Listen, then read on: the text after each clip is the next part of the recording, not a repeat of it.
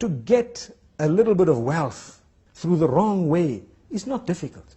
But what is poisonous is the result of that, because when we put that into our mouths, as Muslims we are taught that it contaminates the whole system. Say for example, I've had a meal. That meal was from money that I had extorted from someone, or robbed, or cheated them in one way, or deceived them, even if they gave it willingly, but for as long as they were deceived. That money is dirty. When I purchased a meal for my family with dirty money, what we are taught is they will eat it. When they eat it, it has a negative effect on the esophagus, the stomach, and the intestines, the entire digestive system, the enzymes. Everything is cursing this human being.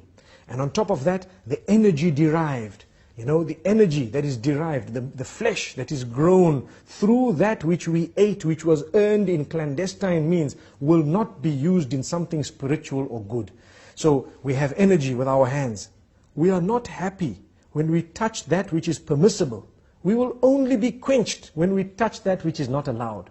We are not happy when we look at what is allowed for us. We will only be quenched when we look at that which is prohibited. Why? Because we've eaten that which is what we call haram, that which is prohibited, dirty, filthy.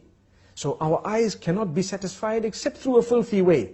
Our brains are contaminated that we can't think straight. This is why the Quran says, الَّذِينَ يَأْكُلُونَ الرِّبَا لَا يَقُومُونَ إِلَّا كَمَا يَقُومُ الَّذِي يَتَخَبَّطُهُ الشَّيْطَانُ مِنَ الْمَسِّ.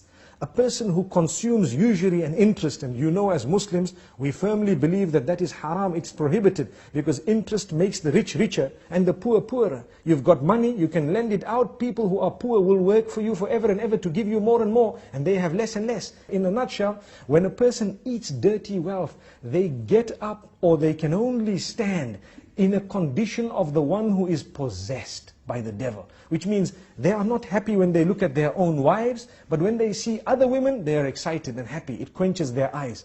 They cannot be happy when they touch something which is legitimate, but when they touch that which is prohibited, they are happy. They are excited. When they think, they can only think awkward. They were only happy with dirty thoughts, but the clean thoughts do not come into their minds.